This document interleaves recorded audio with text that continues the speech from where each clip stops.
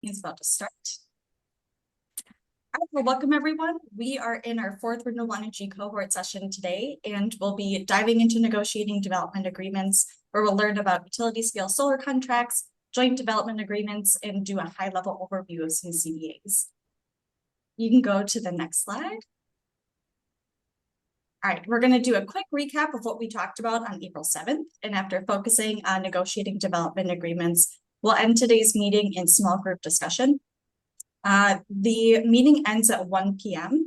However, we will keep it open until 1:10 in case you need some extra time to finish discussions. You're not expected to stay until 1:10, but we just wanted to make you aware of that in case you needed some more time for your conversations today. You can click again. All right, so moving on, now on April 7th, we discussed planning by mapping community priorities for solar, and we heard from a county's experience developing their energy ordinances. And you also received some guidance if you were to choose to develop a permitting or zoning process as well. Now, the full session content can be accessed through the recording on Wisconsin Land and Water's YouTube channel. The link to the recording slides, some additional helpful resources relating to planning and local regulations, and responses from the Q&A can be found in the shared drive. You can go to the next slide. In our next session on May 5th, we're going to be diving into the Shared Revenue Utility Aid Program. Today, you're also going to get a brief preview into what we'll be discussing on May 19th relating to addressing community concerns and environmental concerns. With that, we're going to shift our focus back to today on negotiating development agreements, and we'll first hear from Lynn. We'll have some time for Q&A, so please add questions as they come to you into the chat, and we'll spend some time on that as well. And with that, I'll pass it to Lynn. Okay, thanks, Tiana. Good afternoon, everyone. Thanks for joining us today. So we'll just dive right into what we're going to talk about related to development agreements. First, I'll say they go by different names, and I'll touch on that in a bit. They're also called solar contracts. We'll talk about what the process is for permitting large solar and what local government options are, and then where solar contracts fit into that. We've done some survey work, and we'll show you the results from that, which projects around Wisconsin have solar contracts today. And then I'm going to share some resources we've put together about developing a solar contract, both the process of it as well as content from 14 solar contracts that we've looked at that are finalized. So you've probably seen this before if you've been here before, but in terms of who decides on solar projects, it depends on size. On the left-hand side, you see those that are less than 100 megawatts go to local government. For those decided by local government, state law says regulations have to be related to public health and safety. So you could look in a local ordinance to see what requirements have to be met in order to grant. It's typically granted by conditional use for wind or solar. On the right-hand side, 100 megawatts or larger. This is the Wisconsin Public Service Commission making the decision. And this is where solar contracts fit in. Solar contracts are a separate process from the PSC process.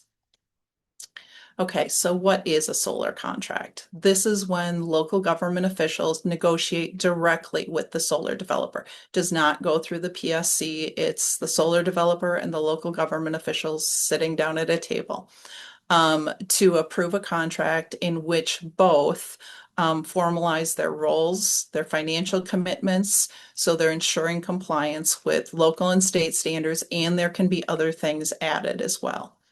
Solar contracts provide greater certainty for the local governments and the developer about how that project will unfold if it's built. Solar contracts do not determine whether the project is built or not. And then, like I mentioned, solar contracts go by different names. They're sometimes called joint development agreements or JDAs. Some communities don't like the name agreement, so they call them something other than an agreement, such as a local operating contract or a memorandum of understanding. And another version is the road and revenue agreement, because those are some of the main components. So they can contain really almost anything that the two parties can agree on. I've got some examples here that they can include things like roads, they can include conservation things, they can include payments to build community amenities, they can include lots of things, and we'll come back to those in a little bit when we get back to content. I want to talk a little bit about the process here. So if you look at the green boxes, you see before the PSC process begins, that's before the solar developer submits their CPCN, during the PSC process, which typically takes a year, and then the PSC's decision at the end. So during those first two processes, the first two green boxes, that is a good time to negotiate a solar contract if that's what your community chooses to do. So you can negotiate that solar contract with the developer. You probably want to look at, what does that footprint look like for a project so that you know what you're talking about. Solar contracts are voluntary. Neither side has to commit to a solar contract, but if they're signed, they're legally binding. One of the reasons we say this should occur before or during the PSC process is because we have had some solar developers that after the PSC decision is made, communities don't hear back from them for quite some time. There's an incentive for them to sign a solar contract or JDA before the PSC decides. I'm not planning to go through all the content here, but it'll be there in the slides. And if you have questions at the end related to this flow chart, this process, we can certainly come back to this. I just wanted to provide an example of a solar project timeline to give you a feel for how it unfolded in one community. In this community, the developer filed the CPCN with the PSC in January of 2024. Then the PSC and DNR staff prepared, in this case, it was an environmental impact statement. Usually it's an environmental assessment. So that came out in April of that year, and that was then the opportunity for communities and the public to comment on that. There were party hearings. This is where the interveners get involved in the legal process. That went from May to September of that year. That's probably a little longer than usual. The two towns that were involved signed JDAs in June of that year. The public hearing happened in August. Then the PSC prepared the staff record and decision matrix. And then the PSC decided at their December meeting and gave the written decision in January of 2025. So that's kind of a 1-year process. Goes quickly when you're in the midst of it. And that's part of the reason for trying to prepare ahead of time. I wanted to present a little bit about the PSC decisions we've seen on solar in the past. They've approved over 20 solar projects, 100 megawatts or larger. They've denied none. So you can consider negotiating a contract directly with the solar developer. On the right-hand side, I have some example requirements that have or haven't been included in PSC CPCN decisions. So on the left-hand side, you've got things that the PSC has not added requirements to, such as moving the proposed raise off of agricultural land. And on the right, you've got items, requirements that the PSC has added in some cases, such as moving proposed arrays off of natural forested land. Obviously, there are a lot more things here. Again, you can take a look at that later. This table is also part of the handout that's coming with today's. It's called the Solar Contract Process Handout. So this is included in there with references to which solar projects and which page number and all that sort of thing. So you can go and learn more if you'd like. So if you see topics on this table that are of interest in your community, that are priorities in your community, you have a number of things to consider. You can try to include these topics, these standards, in a solar contract in that negotiated piece directly with the solar developer. You can reach out to the PSC Environmental Review Coordinator to learn more about the topic you're interested in, and I'll show you how to find that person. You can support comments that are made in the record or in the environmental assessment by the PSC or DNR. They've said that it's helpful when the public says, yes, we think that's a good idea. You know, we would like that requirement added for this solar project. And then also individuals and communities can submit public comments as well. All right, so where do we find these PSC and DNR staff involved in solar conservation topics such as soil, water, and wildlife? If you just go to plain old Google and Google the project name for the solar project and PSC, it will take you to that page of the PSC website. If you scroll down under the map for the project to access docket, and click on that, it takes you to what you see here on the upper right. So it'll have the name of the project, a brief description of where it's located, and then what I'm showing here in red, the name of the person who is the environmental review coordinator. When you click on that, it pops up an email address. So that's how you can find the person that's assigned to that particular project. There's also, DNR has an Office of Energy, and you can look on that webpage for people that are involved in wetland and waterway permits, as well as endangered resources review. Okay, so last fall, our Center for Land Use Education, we're located at Stevens Point. We work statewide. We sent out a questionnaire to all the counties and all the towns that had a solar project, 100 megawatts or larger, proposed in their county. Some of them were built, some were not. We heard back from 15 counties and 8 towns. And that's what that's what the next set of slides are based on, is what the towns and counties told us. So first of all, where were they located and did they have a solar contract? So there are 21 solar projects over 100 megawatts that we know of as of the end of 2025. And of those 21, 16 have signed contracts. So the large majority of them have signed solar contracts with the developers. The blue dots are those that have a signed one. The red dots are those who have a solar project proposed but not signed. All right, and then we talked with some of particularly the county staff who have negotiated multiple solar contracts, and asked, why did you do a solar project, or what happens if you don't do a solar, sorry, not project, but contract. And these are just a few quotes from them. One person said, once there was true acceptance of the reality that projects 100 megawatts or larger were going to get final review and approval by the PSC, we shifted our focus away from if the projects were going to happen to how they were going to happen. Another person said we wanted to be able to have some minimum requirements for the development and have a seat at the table to discuss with the developers. What if you don't do a solar contract? One concern was you just might not have any idea of what's happening. You might not have contacts at the development. Setbacks such as road setbacks might not be met.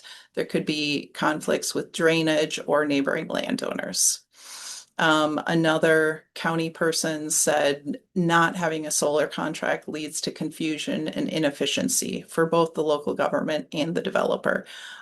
Things that would likely be impacted is you might not have road use agreements, you might not have the applicable permits, as well as loss of revenue to schools. Those could be impacts.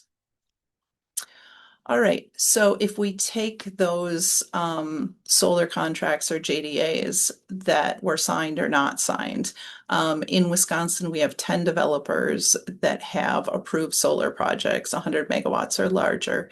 8 out of 10 solar developers have signed solar contracts for all of their projects. NextEra Energy and Q-Cells have solar projects without solar contracts. All right, so we've put together some resources based on the solar contracts that we've looked at. I'm going to give you a link at the end of the presentation that will take you to the page on the left shown here. This is Wisconsin Land and Water's page about renewable energy projects. So there are lots of resources there. Down at the bottom in the green box is the guide to solar agreements or solar contracts. If you click on that little white box down there, that will take you to the page on the right. On the page on the right, we have 3 different resources there right now, numbered. So the first one I'm going to talk about the content from is the solar contract process handout. Just so you know, the other things that are available from this page are a table that summarizes all of the solar contracts that we received, 14 of them. And then number 3 here is links to the full text of all of those solar contracts. So you can just click on one and see what the whole thing looks like. All right, so I'm going to go to this solar contract process handout and go through some of the content in that. Based on our surveys, these are some tips that we drew out of the responses, suggestions from communities that have been through it in terms of developing a solar contract. The first is think about, do you have a good attorney who can devote time to developing a solar contract? And one of the town board chairs said, if you don't have one on staff or one that you work with regularly, make sure you get one right away because things go quickly. Identifying community priorities related to solar, creating some sort of list. We talked about this a little bit last time. That would probably be a great thing to do even before one. Sharing the workload in developing a solar contract. You want to look for partners you can work with so you can divvy up what's going on. Words matter. Use strong language when writing solar contract language, and we have a number of examples in that handout. Pay attention to who's responsible for implementing the different standards. Learn from experienced people who have already developed solar contracts, and we have a number of them listed in this handout. Also look at signed solar contracts, see what other people have gotten in their contracts, and share your contract standards once your contract is written. Make sure you're sharing it with the contractors and the subcontractors that are working on these projects. Okay, so share the workload. What does that look like for towns? Here's what the towns told us. They almost always had a town attorney involved working on the solar contract. They usually had the town board chair.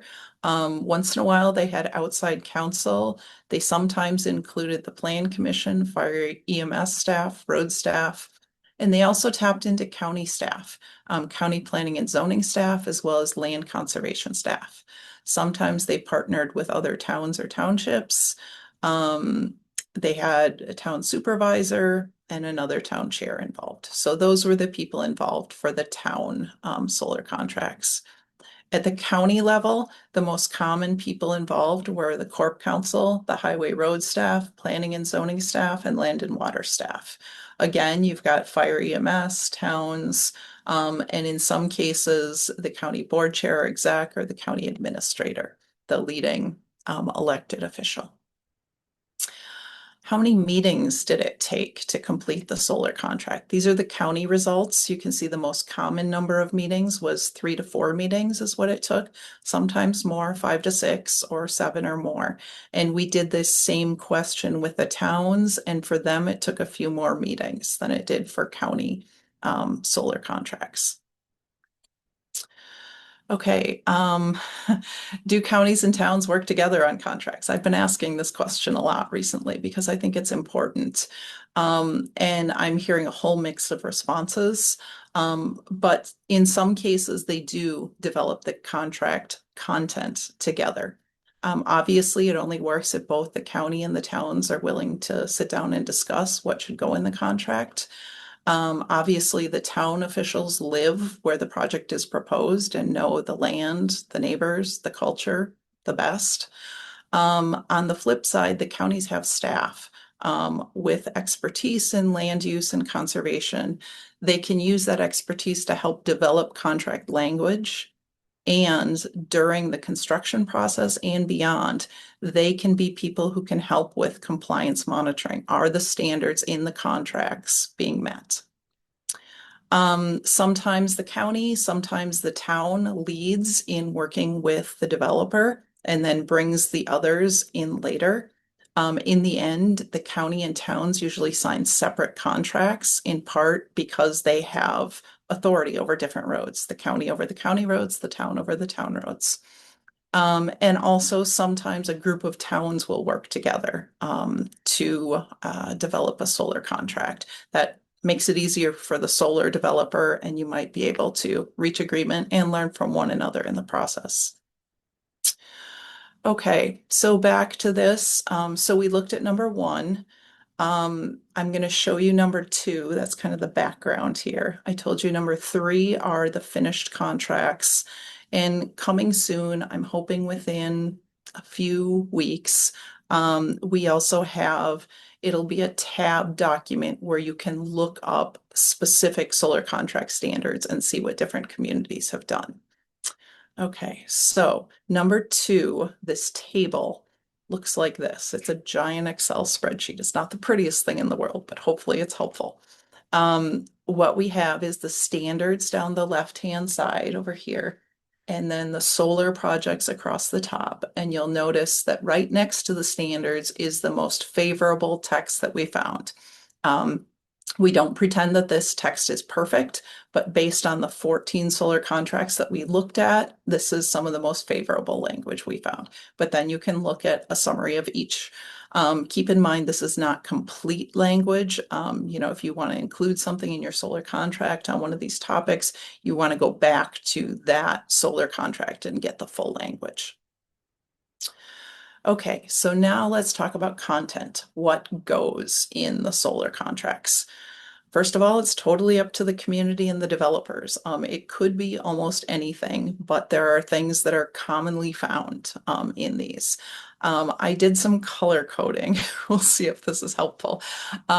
Blue text are topics that, to the best of my knowledge, only local government is dealing with. The Public Service Commission is not dealing with these topics, nor is DNR.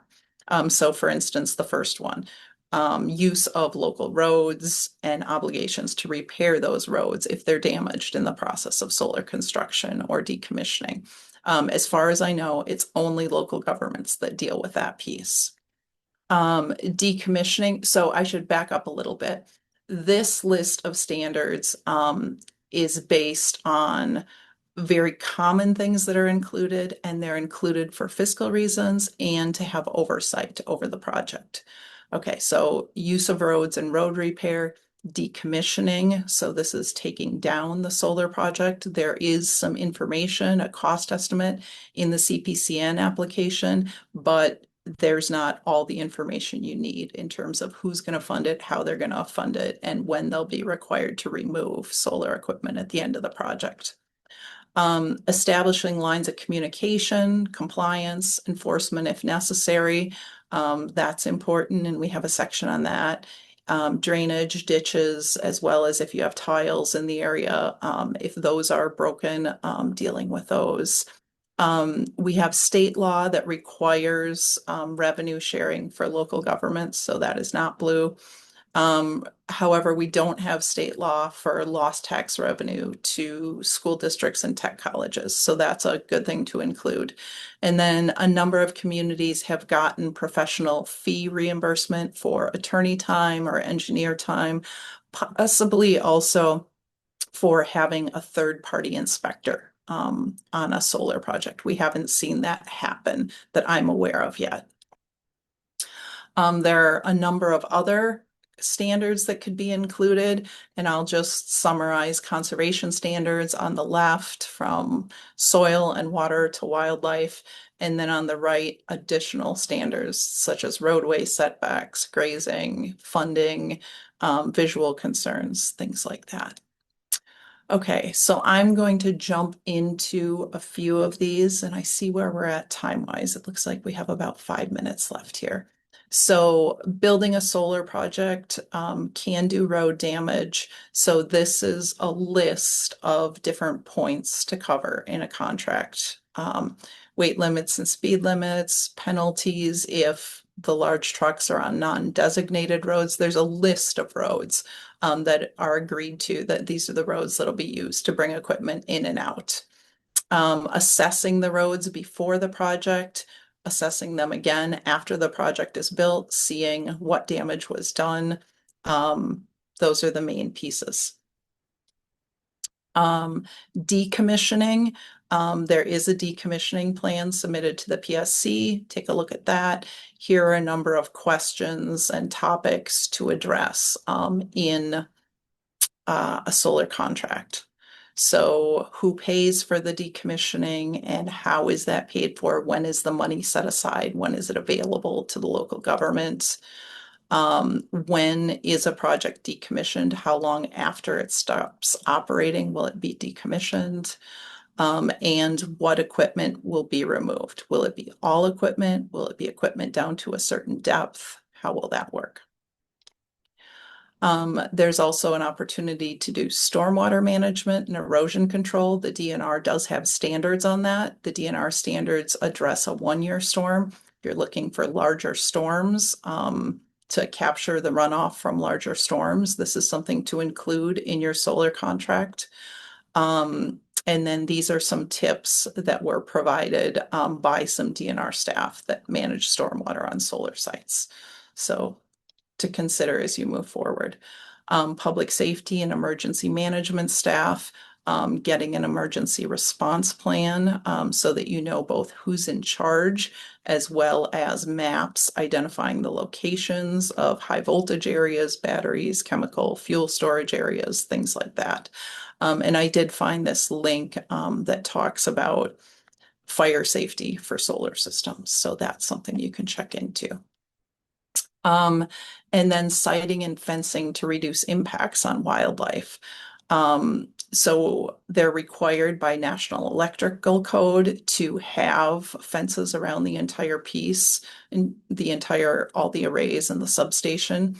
Where those are located make a difference. So there's thinking about siting, like, is it going to impact important wildlife habitat? And then there's fencing.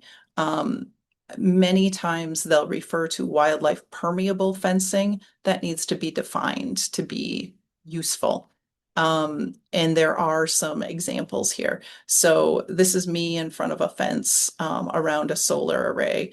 And I don't know how well you can see it, but based on the size of my hand and the size of the openings in the fence, it's about 4 inches high. And I believe this is 12 inches wide, or the openings. You'll see farther up on the fence, they have much larger openings. So one simple thing that can be done that some of our conservation staff have done is they flip the fencing. They put it in, they call it upside down. So the larger openings are at the bottom. And I'll also show you, this is a photo that was captured by Nature Conservancy of a fox getting through some wildlife friendly fence. And I do have the standards for that fence if that's something you're interested in as well. Okay, so I just want to thank all the people who've made this work possible, which comes down to the developers and all the local government officials who have negotiated these solar contracts. Otherwise, we wouldn't have had anything to look at.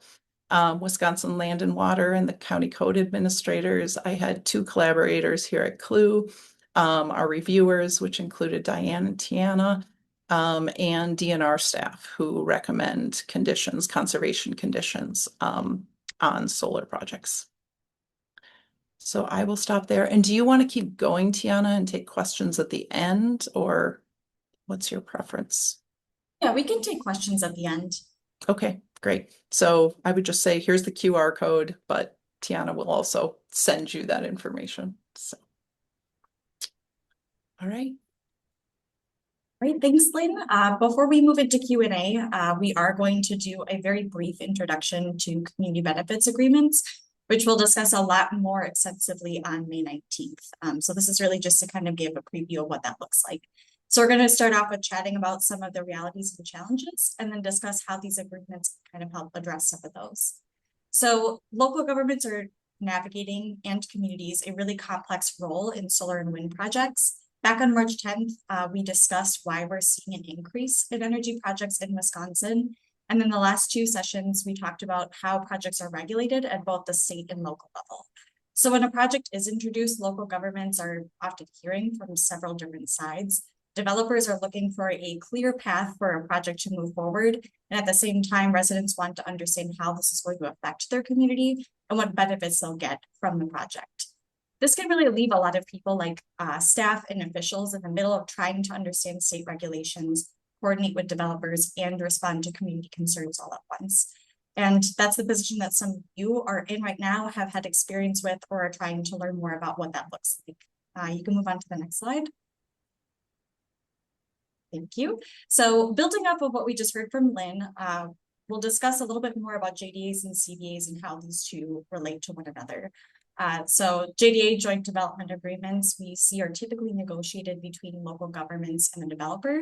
They focus again on how the project will move forward, who does what when, and how to minimize negative impacts. On the right-hand side, you see community benefits agreements, or CBAs, which are usually between developers and community groups or coalitions. CBAs tend to aim to answer the question about what kinds of benefits the project should deliver to the community over the long term. So really, we're looking at two different but related questions. How do we manage impacts? How do we maximize benefits? You can click on the next. Thank you.